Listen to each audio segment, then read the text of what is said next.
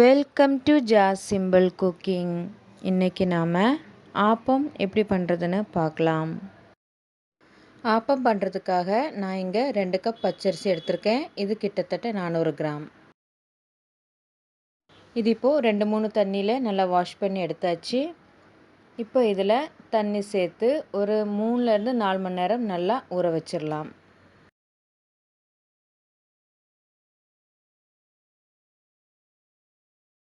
இப்போது 4 மணி நேரம் போல் ஆயிருக்கு.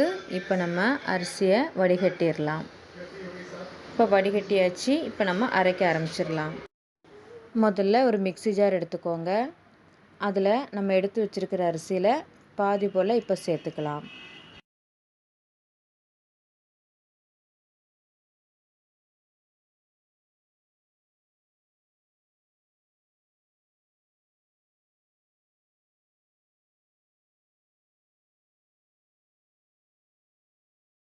இப்போது தேவைக்கேற்ப தண்ணி சேர்த்துக்கலாம். நான் இங்கே 1/2 கப் தண்ணி சேர்த்துருக்கேன்.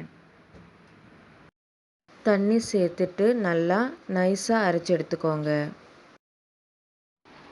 இப்போ நல்லா அரைச்சி எடுத்தாச்சு. இப்போது இந்த மாவை ஒரு பாத்திரத்துக்கு மாற்றிடலாம்.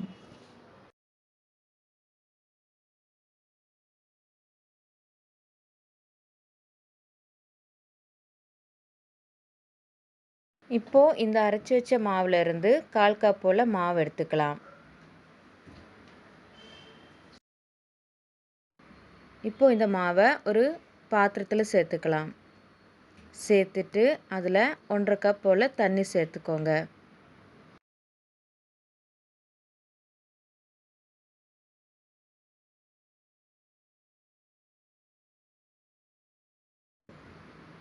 சேர்த்துட்டு நல்லா கலந்து விட்டுக்கோங்க.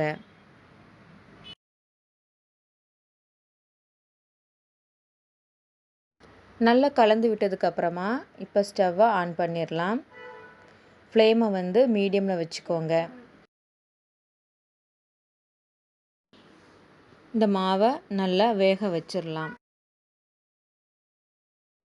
இப்போ மாவு நல்லா வெந்து கெட்டி ஆயிடுச்சு. இப்போ நம்ம ஸ்டவ்வை ஆஃப் பண்ணிடலாம். இது நல்லா ஆறட்டும். இப்போது மிச்சம் இருக்கிற அரிசியும் சேர்த்து நல்லா அரைச்சி எடுத்துடலாம். முதல்ல அரிசி சேர்த்துக்கோங்க.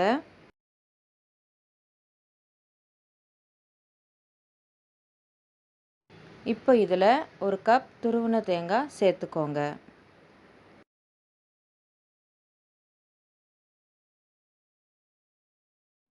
ஒரு ஸ்பூன் சர்க்கரை சேர்த்துக்கோங்க. 1/2 கப் வேக வைத்த சாதம் சேர்த்துக்கோங்க. இப்போ இதில் தேவைக்கேற்ப தண்ணி சேர்த்துக்கலாம். நான் இங்கே 1/4 கப்புக்கும் கொஞ்சம் கூட தண்ணி சேர்த்துருக்கேன். இப்போ நல்லா அரைச்செடுத்தாச்சு.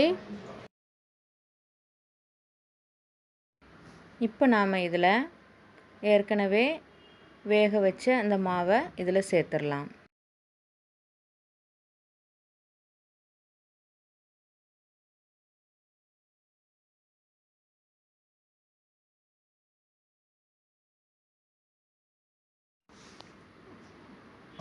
இப்போ இதில் எல்லா மாவையும் சேர்த்தாச்சு. இப்போ நம்ம இதை நல்லா அரைச்சி எடுத்துக்கலாம். இப்போ இது நல்லா அரைச்சி எடுத்தாச்சு. இந்த மாவை இப்போ நம்ம ஏற்கனவே அரைச்சி வச்சுருந்த மாவில் சேர்த்துடலாம். அதுக்கப்புறமா மிக்ஸி ஜாரில் ஒரு 1/4 கப் போல் தண்ணி சேர்த்து அந்த தண்ணி இப்போ இதில் சேர்த்துக்கலாம். தண்ணி தேவைப்பட்டால் மட்டும் சேர்த்துக்கோங்க. இப்போ இதில் தேவைக்கேற்ப உப்பு சேர்த்துக்கலாம். சேர்த்துட்டு நல்லா கலந்து விட்டுக்கோங்க. ஆப்பமாவை அரைக்கும்போது நிறைய தண்ணி சேர்க்கக்கூடாது. கிட்டத்தட்ட தோசை மாவு பதத்துக்கு அரைச்சி எடுத்துக்கோங்க.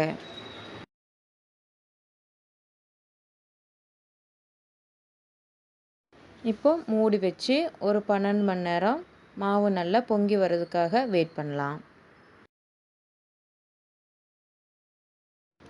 இப்போ 12 மணி நேரம் போல் ஆயிருக்கு. ஓப்பன் பண்ணி பார்த்துடலாம். மாவு நல்லா பொங்கி வந்திருக்கு. இப்போ நம்ம கலந்து விட்டுக்கலாம். மாவு கொஞ்சம் திக்காக இருந்துச்சுன்னா கொஞ்சம் போல் தண்ணியோ இல்லைன்னா தேங்காய் தண்ணியோ சேர்த்து நல்லா மிக்ஸ் பண்ணிக்கோங்க. நம்ம ஆப்பம் தயார் பண்ணுறதுக்கு அரை மணி நேரத்துக்கு முன்னாடியே ஒரு தடவை நல்லா கலந்து வச்சுக்கோங்க. அரை மணி நேரத்துக்கு அப்புறமா ஒரு கடாய் வச்சுக்கோங்க. கடாய் சூடானதும் அதில் எண்ணெய் தடவிக்கோங்க. இப்போ அதில் ஒரு கரண்டி மாவு சேர்த்துக்கலாம். சேர்த்துட்டு நல்லா சுற்றி விட்டுக்கோங்க.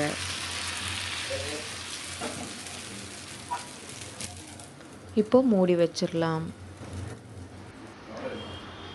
ஒரு 2-3 நிமிஷத்துக்கு அப்புறமா ஓப்பன் பண்ணி பார்த்துடலாம். சைட்லலாம் நல்லா ப்ரௌன் நிறமானதுக்கப்புறமா நம்ம இதை எடுத்துடலாம். ஆப்பம் நல்லா சாஃப்டாக வந்திருக்கு. சைடில் எல்லாம் நல்லா மொறுமொறுன்னு வந்திருக்கு. ஃப்ளேமை மீடியமில் இருந்து கொஞ்சம் கம்மியாக வச்சுக்கோங்க. இதில் நான் சோடா உப்பு எதுவுமே சேர்க்கலை.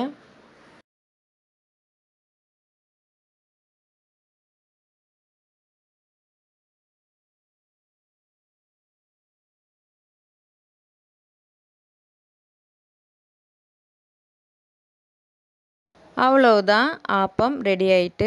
இந்த வீடியோ உங்களுக்கு பிடிச்சிருந்தா லைக் பண்ணுங்கள், ஷேர் பண்ணுங்கள், மறக்காமல் சப்ஸ்கிரைப் பண்ணுங்கள். தேங்க்ஸ் ஃபார் வாட்சிங்.